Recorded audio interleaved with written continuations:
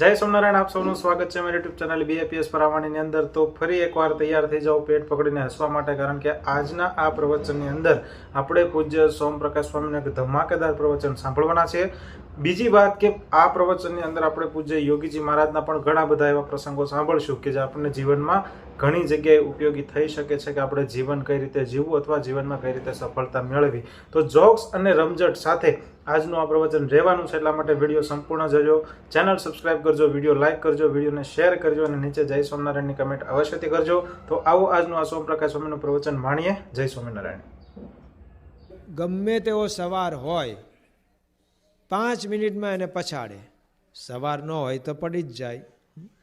આપણને બેસતા ન આવડતું હોય, ઘોડે બેસતા, તો એ તો પડીએ, એનો તો અમને અનુભવ છે। એટલે નાના હોય ને વેકેશનમાં ઘરે ગયેલા અને 2 ઘોડા અને પાવા ગયો। પાવાનું હતું તો તળાવે જ તે પાવાનું હતું, પણ હું વાડીએ લઈને ગયો અને ઘરમાં ખબર પડી કે ઓલો છોકરો તોફાની જે ઘોડું છે એ લઈ ગયો છે, પાડે નહીં તો સારું। પણ ખરેખર તો ઘોડું મારી પહેલાં ઘેર પહોંચી ગયું। હું પછી એના ઉપર બેસવાનો દળી હોય ને એ સામાન એ લઈને ચાલતા ચાલતા આવવું પડ્યું રસ્તામાંથી, કારણ કે આપણે પડી ગયા। ઘોડું એકદમ દોડ્યું ને પછી એકદમ બ્રેક મારી એણે, એટલે આપણે આગળ આપણી ઉપર થઈને ઘોડું જતું રહ્યું હતું। તો જે સવાર ન હોય તો પડે જ, પણ ગમે તેવો સારો સવાર હોય, બેસવાનું ખેલવાનું જાણતો હોય, તો આ ઘોડો તો 5 મિનિટમાં પછાડે અને ઉપરથી પાટુયું મારે। અને હમણાં આગળ જે બધા કાઠી દરબારો ઘોડીઓ ખેલવે છે એને જોશે ને એટલે આ ભૂરાટો થશે, આ તોફાને ચડશે। એટલે અમે પકડી રાખીશું, તમારે બેસવું હોય તો બેસો। અને કીધું કે ના, હું તો જાણું જ છું। બ્રહ્માનંદ સ્વામી સાલિહોત્ર શાસ્ત્ર ભણ્યા હતા, જે આખું વેટરનરી ડૉક્ટરને ભણવાનું શાસ્ત્ર છે, પશુઓનું શાસ્ત્ર છે। એની જાતિ, એની ખોડખાપણ, એના રોગ, રોગના ઉપાયો, ઉપચારો, આ બધું એમાં આવે છે। તો બ્રહ્માનંદ સ્વામી કે હું ભણેલો છું, હું જાણું છું કે આ ઘોડો શું કહેવાય, હું એનાથી અજાણ્યો નથી। પણ તમને એક કહું, આમ પાછળ જુઓ, પેલા કાળા ઊંટ ઉપર માથે મદ્રાસ્યું લાલ કપડું બાંધેલો બેઠો છે ને, એને ઓળખો છો? એ ચોરનો સરદાર જોબન પગી વડતાલવાળો। એને આજે હાથી પર આગળ બેઠા છે ને સહજાનંદ સ્વામી, એમણે કૃપા કરી અને એને આવો ભગત બનાવી દીધો, જે આ ઘોડા કરતા તોફાની હતો। આ ઘોડો તો પશુ છે, માપનું તોફાન કરે, ઓલો તો અનલિમિટ તોફાની હતો। છેક પૂના સુધી એનું તોફાન સંભળાતું હતું। એને જેણે વશ કર્યો છે ને, બીજું જુઓ, જે તમે કહો છો ને આગળ કાઠી દરબારો ઘોડીઓ ખેલવે છે, આ કાઠી દરબારોની પરમિશન નહોતી મળતી અહીંયા અત્યારે જુનાગઢમાં। નાગર દીવાને એમ કીધું હતું કે એમની સાથે તો કાઠી દરબારો છે, એની તોફાન કરશે અને કદાચ તમારું રાજ પણ લઈ જાય, લૂંટવી જાય। ત્યારે નવાબે એમ કીધું લઈ જાય તો ભલે લઈ જાય, પણ સ્વામિનારાયણને આવવા દો। તો આ જે કાઠી દરબારો છે ને, આ ધોળા દિવસે ગામ લૂંટતા હતા, નિર્દય હતા, તોફાની હતા। ખાલી તલવારની ધાર કેવી પેલા હરાણીએ હજીને કાઢી છે એ જોવા માટે કોઈકને માથા કાપતા હતા। સાયને ભાલો આમ આગળ રાખીને ચાલતા હતા, અને કોઈકને ખબર ન હોય ને અથડાઈ જાય ને કે બાપુ જરાક જોઈને, પણ કે ભાલાને આંખ નથી, તારે આંખ નથી, જોઈને હાલવું જોઈએ ને। આવું બધું જે કરવાવાળા હતા ને, એને પણ આ હાથી પર બેઠા નહીં, સહજાનંદ સ્વામી મહારાજ ભગવાન છે, એમણે સુધાર્યા છે। તો આ ઘોડાને નહીં સુધારે? માટે તમે ચિંતા કરતા નહીં, તમે સામે પેગડું પકડી રાખો એટલે મને ચડતા ફાવે। અને પછી બ્રહ્માનંદ સ્વામીએ ઘોડાના કાનમાં સ્વામિનારાયણ મંત્ર કીધો, સાલિહોત્ર શાસ્ત્રમાં શાંતિ મંત્ર આવે છે એનો પાઠ કર્યો, પછી એના પર હાથ ફેરવો, એના ગળે એની કેસવાળી. પછી એની સામે ઊભા રહીને એની આંખમાં આંખ મેલાવી અને પછી એ ઉપર ચડીને માળા લઈને બેઠા. અને પેલી એની ચોકડાની હરખ હોય ને એ તો પેલું બેસવાનું સાધન હોય એની સાથે બાંધી દીધું. એટલે કે સ્ટેરિંગ સોંપી દીધું ભગવાનને. અને પછી એને આમ આગળ લીધો અને મહારાજની આગળ કાઠી દરબારો ઘોડીઓ ખેલવતા હતા એની વચ્ચે નાખ્યો. અને સવારીમાં એ આમ નીચું મોઢું રાખી અને ચાલવા લાગ્યો. કાંઈ તોફાન કર્યું નહીં. આ વાત આખા જુનાગઢમાં પ્રસરી ગઈ. એટલે જે નતા આવ્યા નગરયાત્રા જોવા એ પણ બધા આવ્યા. પણ જે બ્રહ્માનંદ સ્વામીએ કીધું કે આ સહજાનંદ સ્વામી મહારાજનો પ્રતાપ એવો છે કે તમારો ઘોડો પણ શાંત થઈ જશે, એ પણ તોફાન મૂકી દેશે જેમ આ બધાએ મૂક્યા. દ્રષ્ટિ માત્ર જ કર્યું છે ને. મહારાજે ક્યાં એમને બહુ કથા સંભળાવી હતી અને એ સાંભળે એવા હતા. જો ને દરબારો પ્રાગજી પુરાણી વાંચતા તો બધા ઊંઘતા હતા, કારણ કે એમાં એમને કંઈ રસ જ નહોતો પડતો ને. એમને તો ઘોડા ખેલવાના હોય તો રસ પડે. એમણે જ મહારાજને કીધું કે મહારાજ આ તમે પછેડી એટલે કે ધોતિયું પહેરીને ઘોડે બેહવા જાઓ છો ને એમાં મજા ન આવે. એના માટે તો સુરવાર જ પહેરવો પડે. એટલે જો તમારે અમારી સાથે કાયમ ઘોડા ફેરવવા હોય તો ડ્રેસમાં થોડોક ફેરફાર કરવો પડશે. અને મહારાજને આપ્યો ચોયણો પહેરવા, સુરવાર પહેરવા. ને મહારાજે મનુષ્ય ચરિત્ર કર્યું. અંદર રૂમમાંથી કેટલી વાર લાગી તો એ પહેરીને આવ્યા જ નહીં. સુરા ખાચર કે શું કરો છો? બધા ઘોડે બેસીને તૈયાર છે, ચોણી પહેરતા કેટલીક વાર? મહારાજ કે નથી પહેરાતી એટલે જ વાર લાગે. આવું મદદ કરવા જો ન પહેરતા હોય ને ચોણી પહેલાં પહેરીએ ને તો મદદની જરૂર પડે. નાના હતા ત્યારે પહેરતા હતા તો ક્યારેક તો પેલું પોસ્ટ કાર્ડ અહીંયા પાનીએ મૂકવું પડે ત્યારે માંડ આમ ચડે. પણ એ તો ચડતી વખતે પોસ્ટ કાર્ડ મૂકો, કાઢતી વખતે શું કરવાનું?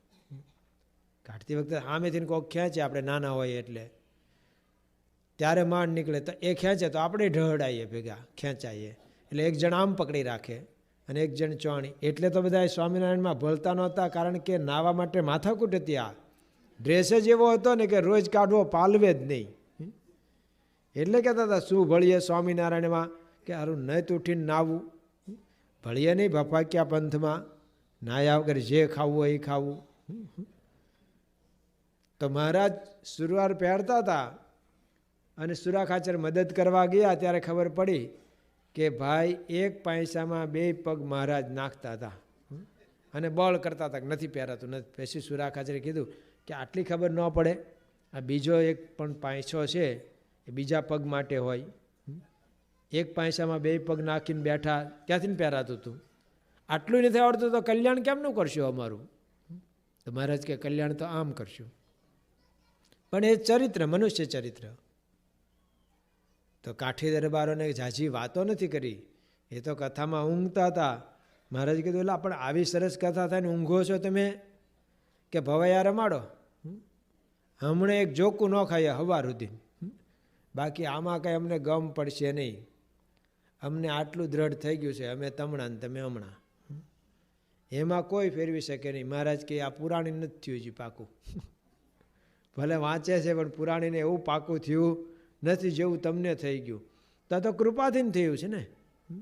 એ તો થઈ ગયું મહારાજ સાથે, અને મહારાજે કૃપા કરી એટલે એ લોકોને આવો નિશ્ચય થઈ ગયો અને એમનું જીવન પરિવર્તન કર્યું. બધા જ તર તોફાન છોડાવી દીધા.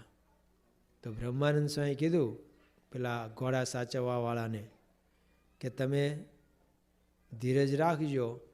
જે ભગવાને આ કાઠી દરબારોના જોબન પગીને સુધાર્યા છે એ જ ભગવાન કૃપા કરશે. આ ઘોડો પણ શાંત થઈ જશે. શાંત થઈ ગયો. અને પછી તો ક્યારે એ પેલી એના જે ઘોડીને ફેરવવાની હોય એમાં કામમાં ન આવ્યો.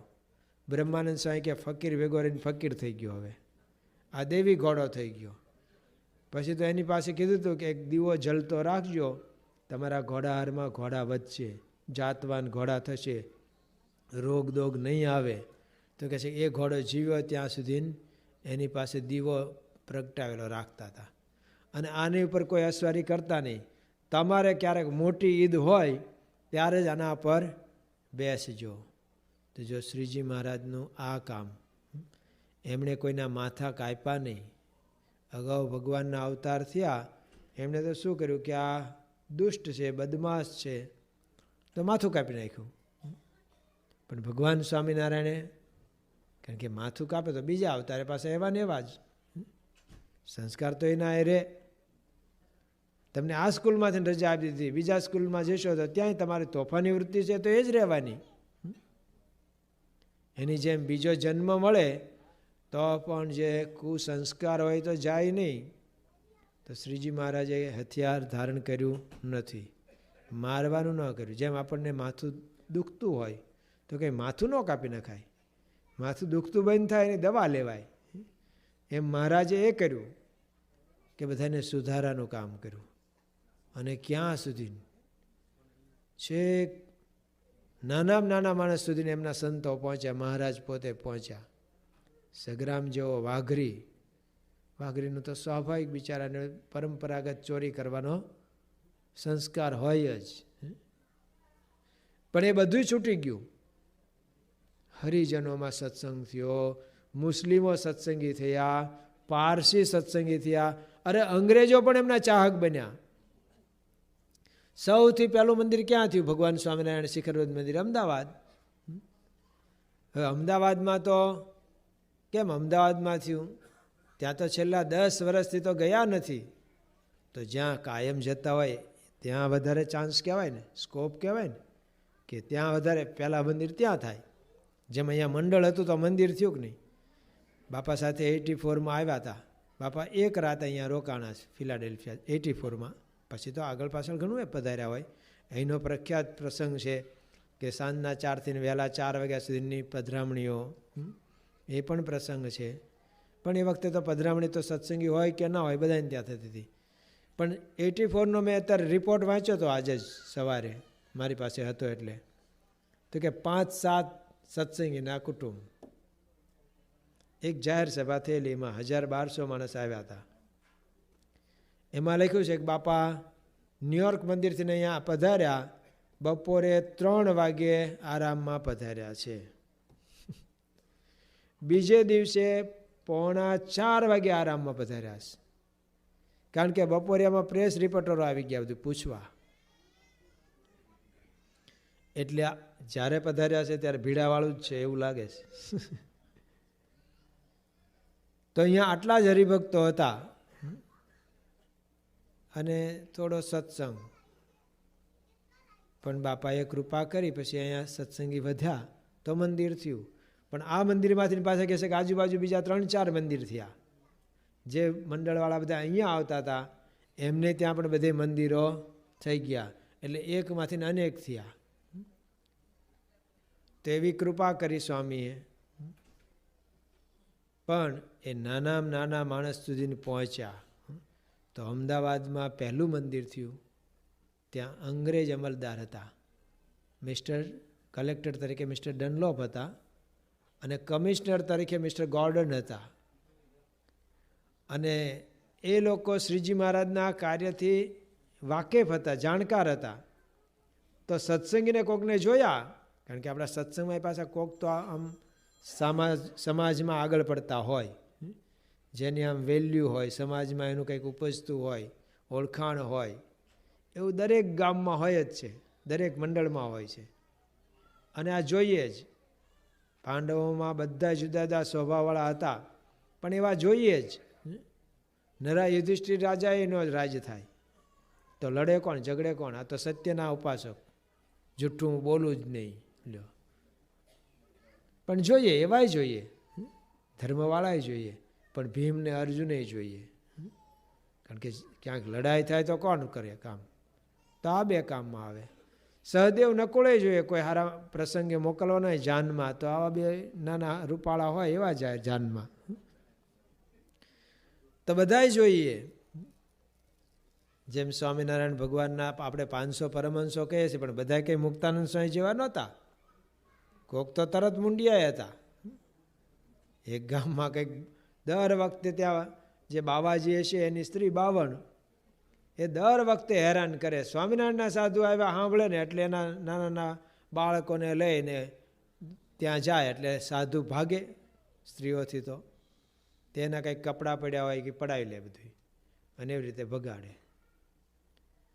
પછી એક મંડળ ગયું, એમાં એક સાધુ કે તમે બધા નાવા જાઓ, હું સાચું છું તમારા કપડાં. બાકી અહીંયા તો આવ્યું છે એ કે એ બધું જો ને તમે હમણાં આવવા દો ને.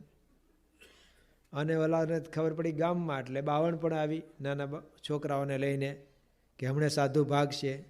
આ સાધુ હામાં આવેલા, હાથમાં મોટી લાકડું ખળાવાડમાં ઓલું મેખ ખોડે ને એ આમ હચમચાવીને કાઢી અને આમ ફેરવતા ફેરવતા વાગે એના ભલ્લા, વાગે એના ભલ્લા, સામે હાલ્યા. એટલે ભાગી 52 કે આ તો એકાદ છોકરાને કોકને વાગી જાય પૂરું કરી નાખશે. પણ એ બોલી એ કે સ્વામિનારાયણના સાધુ તો નિર્માની હોય. તો આ પાછ કે નિર્માની બધા નાવા ગયા છે, હું તરત મૂંડ્યો છું, નજીક આવે એનું તોલો ફોડી નાખીશ. તો જોઈએ ભાઈ, આવાય જોઈએ કોક. જેમ ભાલમાં બોરુના સીમમાં એક બાવો બહુ વખા પાડતો હતો, બહુ હેરાન કરતો હતો સ્વામિનારાયણના સાધુને. એમાં એક વખત સંતો આવતા હશે અને સાથે કેરીનો ટોપલો હતો, મહારાજ માટે ચરોતરમાંથી લાવતા હતા. અને એક ઝાડ નીચે બિચારા બેઠા હતા, ત્યાં બાવો આવી ગયો. આવીને ટોપલો એને લઈ લીધો હાથમાં. તો સંતોએ કીધું કે મહારાજ તમારે જોતી હોય તો 2 કેરી આપીએ, પણ આ તો સ્વામિનારાયણ ભગવાનને જમાડવા માટે લઈ જઈએ છીએ. ઓલો કે સ્વામિનારાયણ ક્યાંથી જમતો હતો, આ કેરી તો બધી હવે હું જ વાપરીશ. શું કરવું? મહારાજે ના પાડેલી. ગાલિદાનમ તાડનમ ચ કૃતમ કુમતે ભીર જનૈ સંતયોમેવ સર્વેશામ ચિંતનિયમ પર હિતમ છે તે ના પાડેલી કોઈને મારવાનું.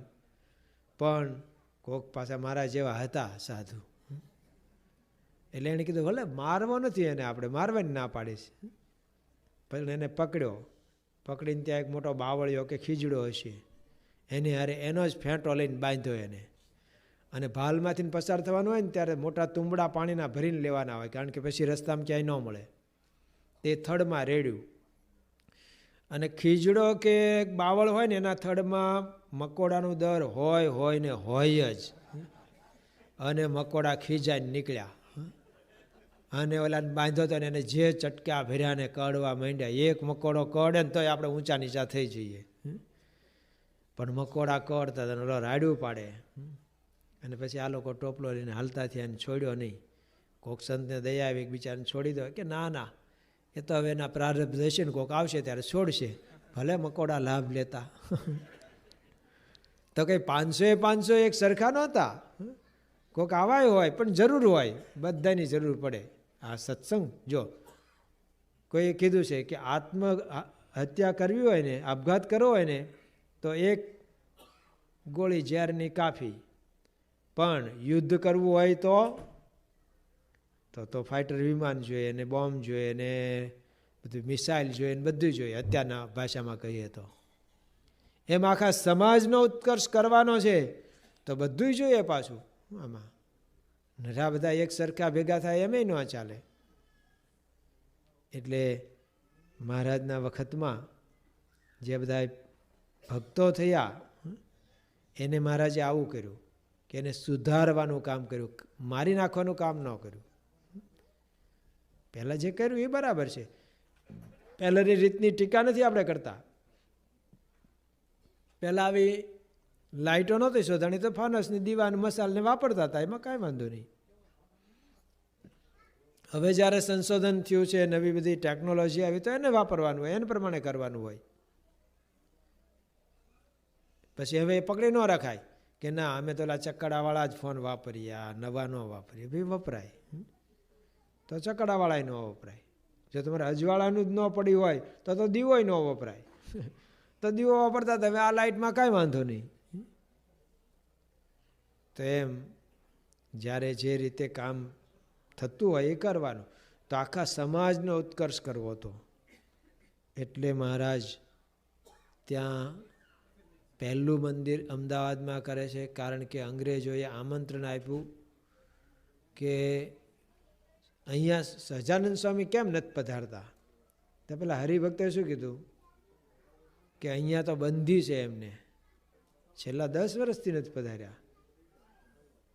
કેમ બંધી? કે અહીંના સુબાએ એવું કરેલું છે, ઓર્ડર કરેલો કે અહીંયા તમારે કોઈ દિવસ આવવાનું નહીં, એટલે છેલ્લા 10 વર્ષથી નથી આવ્યા. કે હવે ક્યાં સુબાનું રાજ્ય છે, હવે બોલાવો. કે હવે તમારે લોકોએ કંઈક કરવું જોઈએ ને, આમંત્રણ આપવું જોઈએ. અમે પછી બધી વ્યવસ્થા વિચારશું અમે, પણ તમે મોટા માણસ આમંત્રણ આપો તો અમારે સહેલું પડે બોલાવવામાં.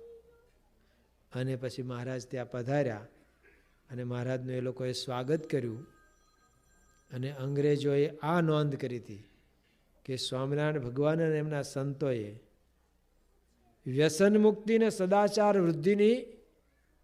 વૃદ્ધિનું ખૂબ મોટું કાર્ય કર્યું છે, જે પ્રમુખ સ્વામી મહારાજના કાર્યમાં સૌને આ સ્પર્શી જાય છે. એક તો મોટું કામ વ્યસન મુક્તિનું કર્યું. અગાઉની તો બધાએ કથા જ કરી હોય, 7 દિવસની સપ્તાહ હોય તો શું હોય, ચરિત્ર ભગવાનના કહેવાના હોય, ભક્તોના ચરિત્ર હોય, થોડી જ્ઞાન વાર્તા આવે. પણ વ્યક્તિગત કોઈને પકડીને, હું હમણાં જ એક સભામાં ગયો હતો, પરોક્ષના બધા હતા ત્યાં, માળિયા, હાટીના માળિયા, જુનાગઢ જિલ્લાનું. બધા હાટી દરબારો એકત્રિત થયેલા, કંઈક એ લોકોનું સંમેલન હતું. થોડા 5-7 આપણા સત્સંગી, એમાં 3,000 બધા ભાઈઓ હતા. તો એમાં અમે એ બાજુ મારે જવાનું થયું હતું, એટલે કથા કરવાનું મને બોલાવ્યો હતો. એક પ્રવચન મારું રાખ્યું હતું. પણ માણસે બધા જ બીડી પીતા હતા. આખા સભા મંડપમાં ધુમાડા. મચ્છર તો કોઈ આવે જ નહીં. સગવડતા એટલી સારી હતી, મચ્છર કોઈ નહોતા આવતા ત્યાં. મેં તો ત્યાં કીધું કે હું તમારી વાત કરીશ મેં ગામો ગામ. મેં કીધું પહેલી વખત આ 40 વર્ષમાં આવી સભા જોઈ મેં તો, કે હું કથા કરતો હોય ને સામે કોઈક બીડીયું પીતો હોય. આ તો તમે હવે સત્સંગી નથી એટલે મારે અમારું આયોજન નથી એટલે કંઈ કહેવાય નહીં. અને 2 જણા કોઈક દરબારો બીજા આવે ને તો 5 જણા ઊભા થાય ચાલુ સભામાં, આવો બાપુ, આ બાજુ પધારો. આખી સભા એમણે જ ગઈ.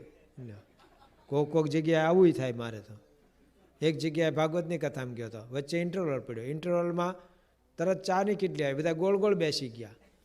અને ઘડીક થયો તો કહુંબો ગોળ આવવા માંડ્યો સભામાં. તો ભાગવતની કથામાં ઓલા મહારાજ જે કથા વાંચતા હતી એ નીચે બેસીને એમણે ચા પી લીધી ને પછી તમાકુ આમ ચોળીને પછી ખાઈને પછી પાછા બેસી ગયા કે સુખદેવજીએ કહે છે પરીક્ષિત રાજાને, એમ કરીને પાછું ચાલુ કર્યું. તો જો વ્યસન મુક્તિની કોઈએ આવી વાતો નથી કરી, આવો પ્રયત્ન નથી કર્યો કોઈએ. પ્રમુખ સ્વામી મહારાજે જેટલો પ્રયત્ન, જો ધારો કે બધું જ એમને જ ના કરવાનું હોય, પણ પ્રેરણા કોની, આયોજન કોનું, એમનું. તો બાળકોએ કેટલા બધાને, લાખો લોકોને તો બાળકોએ વ્યસન મુક્ત કર્યા. બાળકોની વાત બધાને સ્પર્શી જતી હતી. અમારા રામસિંહ બાપુની કેવા તોફાની કહેવાય કે આમ બરવાળા અમે નીકળ્યા ને સારંગપુરથી, તો કે સ્વામી એક વખત આ ગામ અમે ભાંગેલું એટલે લૂંટેલું. કેમ અહીંયાથી આવ્યા? કે બસ બધાએ નક્કી કર્યું કે આ ગામ, તો ગામ ભાંગવાના કામ કરતા હતા. મહાન બારવટિયા હતા, મહાન ન કહેવાય પણ મોટા બારવટિયા હતા. પણ એમને જ્યારે સત્સંગ થયો તો એમના દીકરા જે વકીલભાઈ, એટલે કે જનકસિંહ, વકીલ તો એ તો 2.5 ચોપડી જ ભણેલા છે, કાંઈ વકીલ નથી થયેલા. પણ આમ બધાને સંપ કરાવે અને કોઈકને વાંધા વચકા હોય એમાં વચ્ચે રહીને બધાને સુમેળ કરાવે. ફરતા ગામના ગમે તે વર્ણના હોય, કોમના હોય, પણ બધા એમની પાસે આવે અને ધીરજ રાખીને બધાને સંપ કરાવે, સુલેહ કરાવે. જેને કહેવાનું હોય એને કહે પણ ખરા.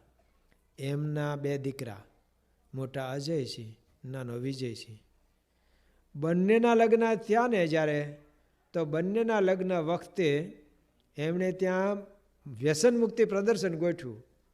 અને એવી રીતે જ કે એમાં થઈને જ બધા આવી શકે, એન્ટર થઈ શકે લગ્ન મંડપમાં.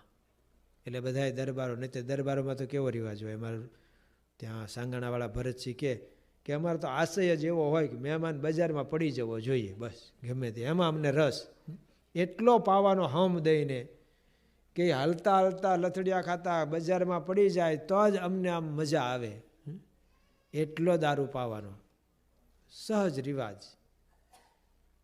એના બદલે ત્યાં વ્યસન મુક્તિનું પ્રદર્શન. જે કોઈ આવ્યા એ બધાને એક પુસ્તિકા આપેલી, વ્યસન મુક્તિની આપી. અને એ પણ જ્યાં જાય હમણાં જ મને ફોનમાં કહેતા હતા કે નવા વર્ષમાં અહીંયા બધા દરબારોને આ વિસ્તારના હું બોલાવવાનો છું અને એને જમાડવાના છીએ અને સભા જેવું થાય. મેં કીધું મારા બધાને જય શ્રણ કહેજો. અને આ વ્યસન મુક્તિની તો એ પોતે જ વાત કરે, બીજા બધા કહે તમે વાત કરો.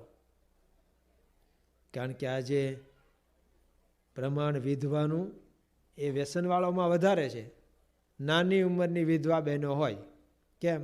વ્યસનમાં ને વ્યસનમાં જાય છે બધું. તો વ્યસન મુક્તિની પોતે વાત કરે. જે વ્યસનોમાં ચકચૂર રહેતા હતા એ લોકો આજે વ્યસન મુક્તિનું કામ કરે છે. એક વખતે વકીલ બાબુ કે એક હોસ્પિટલના ડોનેશન માટે મારી પાસે આવ્યા કોઈક ગ્રહસ્થો બધા. તો મેં કીધું કે વાંધો નહીં, આમ તો અમે અમારે જ્યાં કરવાનું છે ડોનેશન ત્યાં કરીએ જ છીએ અને તો કરે જ છે. ભાવનગર મંદિરની શરૂઆતના વાડીમાં અમારે ટ્રેક્ટરની વારે વારે જરૂર પડતી હતી અને એમનું ટ્રેક્ટર અમે મગાવતા હતા. તો પછી એમણે નવું ટ્રેક્ટરને ટ્રોલી લઈને મંદિરમાં ભેટ આપી. પછી રામસિંહ બાપુને પછી કીધું બાપુ મેં આવું કર્યું છે. એને એમ કે કદાચ બાપુ વટશે ઠપકો આપશે. તો રામસિંહ બાપુએ શું કીધું ખબર છે? તારા મોટા ભાગ્ય કે તારું ટ્રેક્ટર લીધું ભગવાને.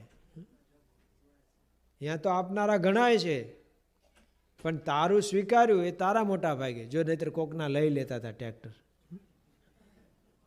એ જ ગામમાં ત્યાં મોટું તળાવ બંધાવાનું હતું સરકાર તરફથી, કોન્ટ્રાક્ટ અપાણેલો. કોન્ટ્રાક્ટર ત્યાં ગયા છે, એના માણસોએ રાત્રે પડાવ નાખ્યો છે, તંબુ રાવટીઓ લઈ ગયા, તગારા પાવડા બીજા બધા સાધનો, પેટ્રોમેક્સ પણ સળગતી હતી, બધા ઊંઘી ગયા. જાગ્યા ત્યારે હુતાતા એટલું જ રહ્યું, બાકી બધું ઉપડી ગયું રાતમાં. પછી કોકે કીધું કે તારે અહીંયા જો કામ કરવું હોય ને ભાઈ તો રામસિંહ બાપુને ભાઈબંધ કર તો કામ થશે, નહીતર કામ થશે નહીં. પછી બાપુના ભાઈબંધ થયા, બાપુને એક જીપ ભેટ આપી. પછી એ જીપ અમે ઘણી વાપરી મંદિરમાં, અમને પછી આપી દીધી એમણે. પણ જો પહેલાંનું જીવન જુદું હતું ને પછીનું જીવન કેવું પરિવર્તન થયું. લોભ માત્ર કાઢી નાખ્યો. ટ્રેક્ટરને ટ્રોલી નવું લઈને આપ્યું તો કે તારા ભાગ્ય કે ત્યાં સ્વીકાર્યું, નહીં ત્યાં તો આપવાવાળા ઘણાય છે. અને એ કહે છે કે અમે તો લોઢાના હળ હાંકતા હતા અને ખેતી કરતા હતા, એના બદલે અત્યારે ખૂબ સુખી છે. એક મોટો ગેસ ફિલિંગનો પ્લાન્ટ છે એમનો, જે અલંગ એસોસિએશનનો છે પણ એમની વાડીમાં નખાવ્યો. ત્યારે શું એ માથાભારે હતા. એનું ખાતમુહૂર્ત એ વખતના મુખ્યમંત્રી અમરસિંહ ચૌધરીએ અલંગમાં કરેલું અને બાપુ લઈ આવ્યા એમની વાડીમાં. એ કે અહીંયા જ હોય ને ત્યાં થોડુંક રખાય. તો એક એક બાટલે એમને કમિશન મળે છે, વર્ષોથી છે આ બધું. અને એ પછી ગેસ લાવવા માટે ટેન્કરો એમના, ટ્રકો ત્યાં સપ્લાય કરવામાં એનું ભાડું મળે. અત્યારે લગભગ 25 જેટલા ટેન્કરો, મોટા ટેન્કરો એમની પાસે છે. 2 પેટ્રોલ પંપ છે, ગેસ પ્લાન્ટ છે અને ઘણી મોટી જમીન છે. તો કે અમે સુખી થયા. કોઈનો પાડ ન રાખે એ મુરારી આપે, વ્યાજ સહિત ગિરધારી. ભગવાન કોઈનું રાખે? સારા માણસો નથી રાખતા, એ ઉમેરીને પાછું આપે. તમારે ત્યાં લગ્ન પ્રસંગ હોય ને કોઈ બેન દીકરીઓને તમે આપો છો કે લઈ લો છો? આપો છો કંઈક ઉમેરીને, વિશેષ કંઈક. તો ભગવાન રાખે? ભગવાન કોઈનું રાખતા નથી. એક આટલા મુઠ્ઠી પૌવા આપ્યા તો એ સુદામાને કેટલું મોટું કરી દીધું. બિચારો નીકળ્યો ત્યારે તો એમ થઈ ગયું કે હારો કૃષ્ણ લોભ્યો છે ગોપાલ, કાંઈ આપ્યું નહીં. પાછો પૂછતોય નથી તારે વ્યવહાર કેમ છે એમ. ખરેખર હું ઘરે જે કે કહેતો હતો ઘરનાને કે હું માગું નહીં, ત્યારે ઘરના એવું કહેતા હતા કે તમારે માગવું ન પડે, તમારા દરહણ જોઈને સમજી છે, મોટા માણસ સમજી જાય. એટલે તમારો વેશ આવો છે ને, જો વેશનું વર્ણન કવિ કાગે લખ્યું છે કે અંગે નો તું અંગ રખું ને એને પગમાં નો તું પગ રખું રે, કાણા તો પડેલા ઝીણા કસોટે રે, પહેરવાને ન મળે એક સારી પોતડી રે જી. શરીર સુકાણા જેના રુધિર લૂંટાણા, આંખુના તેજ તો એ હણાણા રે, દુવારે ઊભો એક દુબળો રે. આવા દરણમાં એ ગયા છે તો ભગવાને એ વખતે કાંઈ પૂછ્યું નહીં. હા, કપડાં નવા પહેરવા આપ્યા, ઘરેણાં પહેરાવ્યા, પોતાના સિંહાસનમાં બેસાડ્યા, બધી વાતો કેટલી જૂની જૂની પછી સાંભળ્યો હજી, બોલ્યો હજી, તને સાંભળે રે, હજુ બાળપણાની પ્રીત મને કેમ વિસરે, આપણે ભણવામાં આવતું હતું આવું. તો આવું બધી ઘણી વાતો થઈ. પણ જ્યારે સુદામાએ જ કીધું કે હવે ભાઈ ઘણા દિવસથી આવ્યું, હું જાઉં ગોપાલ? તો કે હા ભાઈ, હવે તારે પાછું જવું તો જોઈશે. પણ એમના નોકરોને શું કીધું? ભાઈના ઓલા જૂના કપડાં હતા એ આપી દો ને આપણા ઉતારી લો. ઓલાને એમ હતું કે આટલા હાર પહેરીને જવા દે ને તો આપણો વટ પડશે ઘરે, કે જો હું આમ આવા મોટા માણસનો ભાઈ બનશું. પણ એ બધું લઈ લીધું પાછું. ત્યારે મનમાં એમ થયું હારો લોભ્યો છે, આટલું બધું છે તો આટલું રહેવા દીધું હોત તો. પણ ગોપાલે એ વખતે ચોખવટ કરી કે ભાઈને પછી રસ્તામાં કોઈક લૂંટ કરે, મારે કરે, એટલે આ લઈ જાય તો સારું નહીં, એકલો જાય છે તો પોરબંદર, અને ત્યાં તો પ્રખ્યાત હતા ને બધાય. પણ ઘરે ગયા ત્યારે એમનું જ્યાં ઝૂંપડું હતું ત્યાં મોટો બંગલો, મહેલ, અને છોકરા ઝરૂખામાંથી જોતા હતા રોજ રાહ. અને પૂછ્યું કોના ઘરે આવ્યા છો? કે આપણું જ ઘર. કે આપણું કેમનું? કે આપણું જ છે. ક્યારે થયું? તમારા પગલાં અહીંથી ગયા પછી બધું સારું જ થવા માંડ્યું. તમે અહીંથી કૃષ્ણ તરફ જવા નીકળ્યા ને ત્યાં કૃષ્ણના નામે બધું આવવા માંડ્યું. કૃષ્ણએ મોકલ્યું છે, કૃષ્ણએ મોકલ્યું છે. જેમ અહીંયા તમારે કેમ મહિના દાડામાં ઊભું કરી દે આખું મકાન, બંગલો મોટો, એમ એ કહો કે મહિનામાં ઊભું કરી દીધું મોટો જબરજસ્ત બંગલો, મહેલ. તો જો ભગવાને રાખ્યું. પછી સુદામાને બિચારાને વિચાર થયો કે હવે આટલા ગઢપણે આટલા માળનું બિલ્ડિંગ કરી દીધું, અને આ બધું ખાવા પીવાનું આમ શેરડીનો ભારો પડ્યો તો એ કે હવે દાંત નથી ને ખાવી કેમ શેરડી. પછી મનમાં ઠપકો આપવા માંડ્યો કૃષ્ણને કે હપ્તે હપ્તે આપ્યું હોત તો શું વાંધો હતો? એક આમટું અત્યારે આટલું આપ્યું તો પહેલાં હપ્તે હપ્તે આપ્યું હોત તો મજા કરે. તો ભગવાને સામે એના અંતરમાં કીધું વહેલો આવ્યો હોત તો મારે તો ન્યાય રાખવો પડે, મારે તો કોક કંઈક આપે તો મારે અપાય. તું આવ્યો પછી મેં તને આપ્યું, તે મોડું કર્યું. જો મોડું આપણે કરીએ છીએ, ભગવાન કોઈ દે એ તો બધાને સુખી કરવા આવ્યા છે. બધાને શાશ્વત સુખ આપવા માટે સત્પુરુષ પણ પધારે છે. વાંક આપણો છે, આપણે એ રીતે લાભ નથી લેતા, બધું આ લોકોનું કૂટીએ છીએ. પણ એમને આપવું છે આ.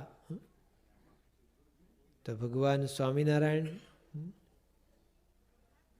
એમણે છેક નાનામાં નાના માણસ સુધીને પહોંચીને જેમ ઉદ્ધાર કર્યો, એમ પ્રમુખ સ્વામી મહારાજે પણ આ બધા અમારા સાઈડના આ બધા દરબારો એમના જીવન સુધાર્યા. બહુ કથા કરી જ નથી, પણ એમને પાક્કી નિષ્ઠા થઈ ગઈ રામસિંહ બાપુને કે પ્રમુખ સ્વામી મહારાજ એ ભગવાન, બીજું લપન સપન જ નહીં. આપણે તો બધું પ્રથમના 27માં આમ કીધું છે ને ઓલામાં આમ કીધું છે ને તેમ કીધું છે ને એ બધું કેટલી બધી રજૂઆત કરવાની, બધું સાંભળી ગયા તો એ પાછા હતા ત્યાંના ત્યાં. તો એ પાછી હજી આમ રહી જાય મનમાં કે મૂળ આપણે પાસે કુળદેવીને રાખવા પડે ને આ દાદાને રાખવા પડે ને આ દાદાને રાખવા પડે ને બધું હજુ આપણા જીવમાં જ જતું નથી.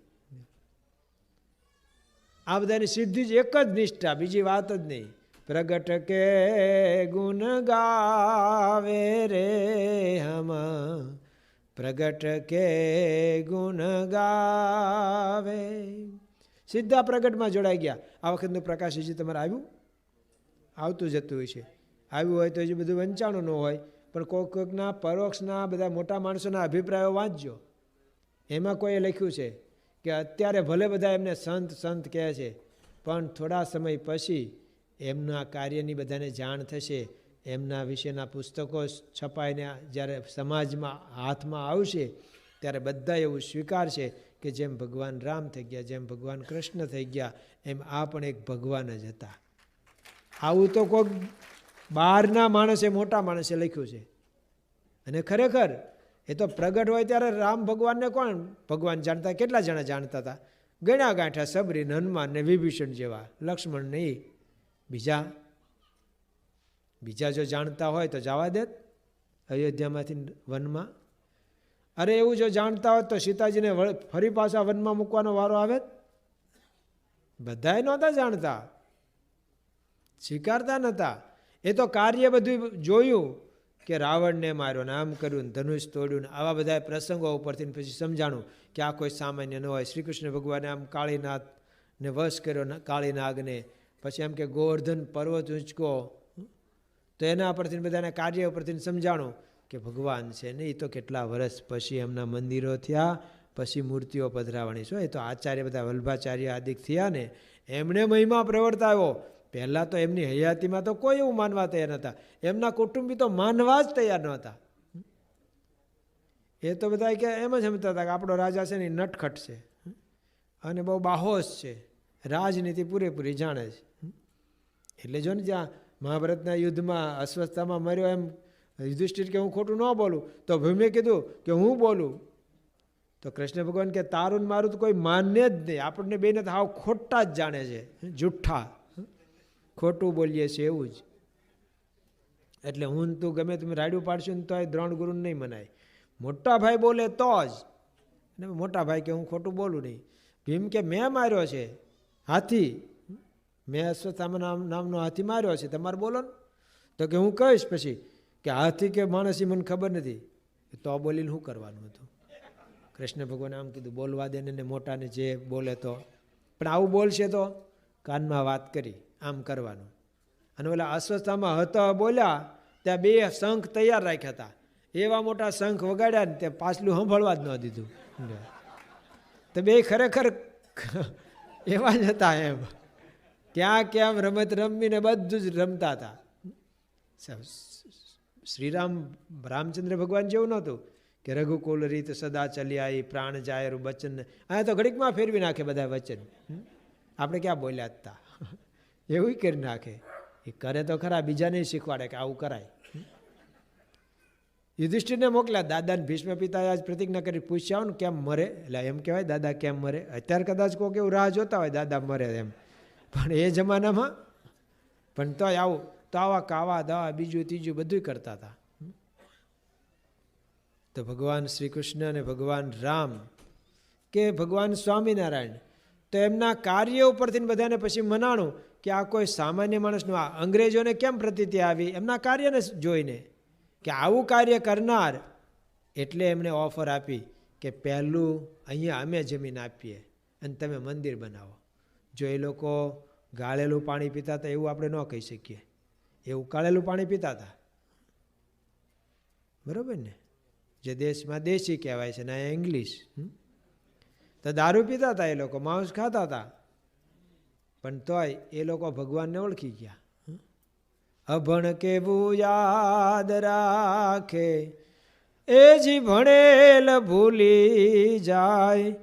શ્રી સ્વામિનારાયણ ભગવાનની જય, અક્ષર પુરુષોત્તમ મહારાજની જય, પ્રમુખ સ્વામી મહારાજની જય. ના પણ આ તો પછી આમ કરતા હોય ને પછી હું ચાલુ રાખવું એ સારું નહીં, પછી હું પૂરું કરું છું. પણ એ લોકોએ ઓફર આપી અને જમીન આપીને પહેલું મંદિર ત્યાં થયું, ભગવાનને ઓળખ્યા. પણ ભગવાનના કાર્યનો એમણે સમીક્ષા. તો જોઈને હરિભક્તો, આજના આ પ્રવચનની અંદર આપણે પૂજ્ય સોમપ્રકાશ સ્વામીની જે દિવ્ય વાણી સાંભળી એમાં આપણને બહુ મજા આવે એવા જોક્સ અને રમૂજી પ્રસંગો હતા. તો આવા જ પ્રસંગો જોવા માટે અમારી ચેનલને જરૂરથી સબસ્ક્રાઇબ કરો.